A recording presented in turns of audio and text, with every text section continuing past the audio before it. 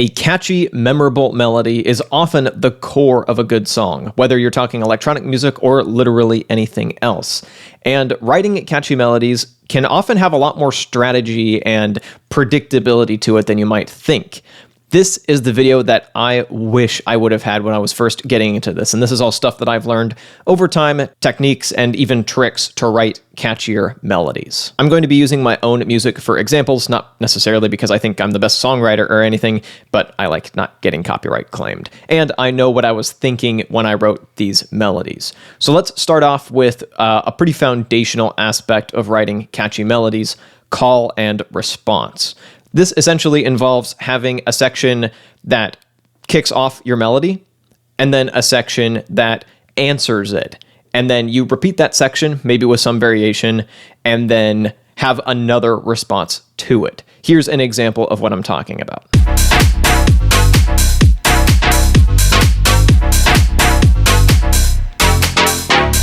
And here's a second example.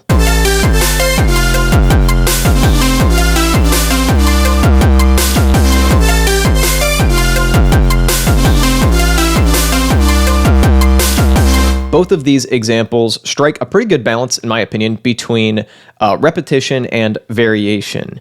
There's the very familiar parts. They're the same little building blocks that get repeated with small variations over time, but when strung together, they can mix the melody up enough to feel fresh all the way through. Its repetitions help it get stuck in your head, but it's got enough variation and movements to not feel stale, especially because of the chord progression under it, which can often completely recontextualize a melody, and I'll get back into that in a second. I almost like to imagine it like you've got people on a space station, and they're trying to do some exploration of some nearby planets. So they start off on their home space station, and then explore a planet, come back to their space station to regroup, and maybe they've upgraded a bit by decorating it with new space rocks they found or something, and then they go out even farther to the next planet, and then come all the way back. That's kind of how I like to imagine that formula for writing catchy melodies. It starts in one place, ventures out a bit, comes back, and then ventures out a bit farther. And obviously that's not by any means the only way to write a melody, but it's a really effective framework to think about them. You kind of want to think of them as having like a contour. And you can even do this by like taking a photo or something and trying to transcribe the contour of that photo.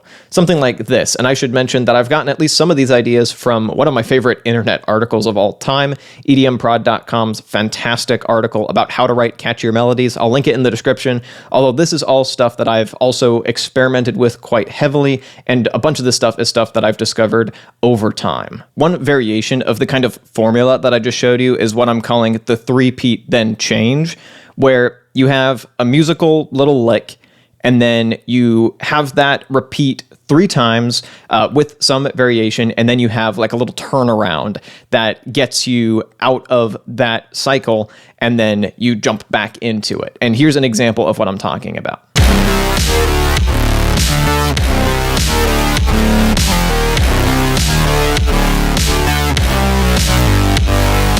This is especially good for bass lines, as you hopefully heard in the example. And once again, it harnesses repetition and variation at the same time. And this is something that I just experimented with. You'll notice every single loop section starts with the root note and then kind of goes from there. That's a good way to kind of anchor a melody. But you don't have to just write a melody or a bass line just by itself in isolation. One fantastic way to come up with melodies is to start with a chord progression. This kind of reins you in a bit. It kind of controls what notes you do and don't want to use to a degree, and it kind of forces you to write something that goes somewhere. So if you use the techniques that I talked about at the beginning of the video and find yourself getting into a rut of writing repetitive melodies, this will help you break out of that a bit. And in fact, a good chord progression can even make a repetitive melody feel like it goes somewhere.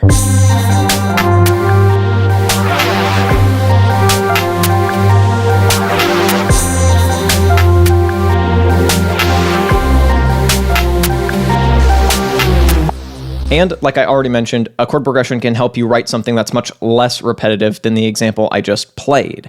And that melody that you write off of the chord progression doesn't necessarily have to be complicated.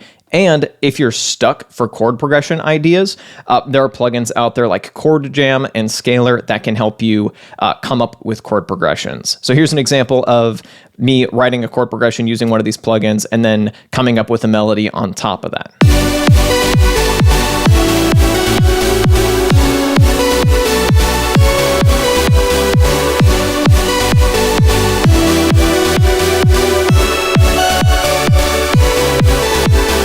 That's something that I probably wouldn't have thought of if I hadn't started with the chords. But you're not limited to starting with chord progressions. One of my absolute favorite tricks, it almost feels like a hack for coming up with song ideas, breaking out of creative block, and getting something catchy, is to pretend you're remixing a song. So I'll choose a song at random, probably one I happen to have stuck in my head, and imagine that I've been tasked with remixing it. And I'll choose a genre, preferably one that's outside of the genre of the song I'm remixing, and then I'll imagine that it'll go vocal, build up, drop.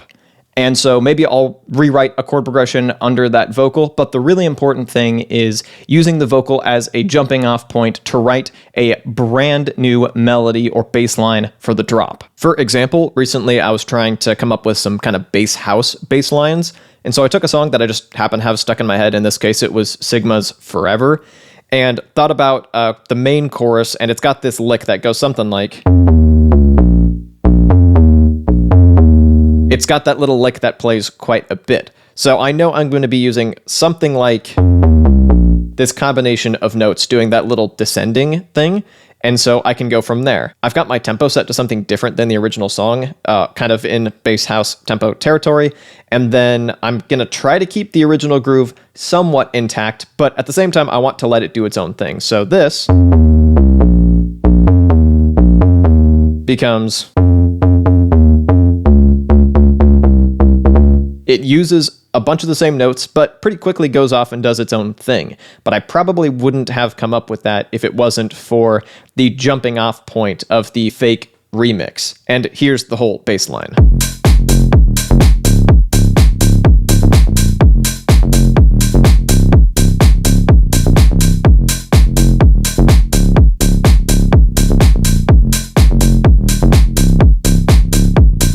And pay attention to how it uses some of the other techniques that I talked about earlier with call and response and that repetition variation pattern. And to make that a little easier to hear, I've sent the bass line up an octave.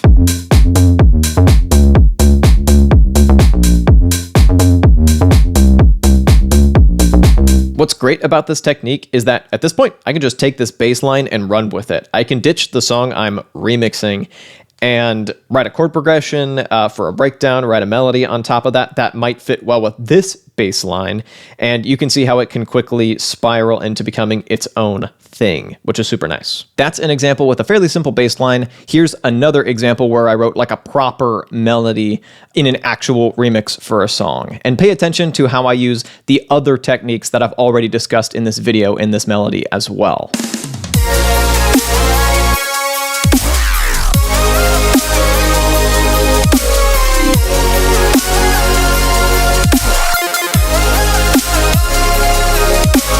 So to recap, use call and response, use my formula for repetition and variation, use chord progressions to either create movement, come up with ideas from scratch, or both, and pretend you're remixing songs and use elements of those songs to spark completely new ideas. If you use all this stuff together, you will have a much higher chance of coming up with catchy melodies more consistently. Obviously, this is something that takes time, and this is not something that I consciously think about anymore because I've done it so much. This has become kind of baked into my music making process, and that's something that just took time to develop. So at first, it might feel a little bit unnatural or like you're trying too hard to adhere to some sort of formula, but over time, these techniques will become more natural and something that you can just reach for when you need it. So that is it for today. Thank you so much for watching. If you want even more ways to come up with song ideas from the ground up, you should check out this video up over here. And if you'd like to see a related video, you can click or tap down over here. Thank you so much for watching, and I'll be back with a new video in a little bit.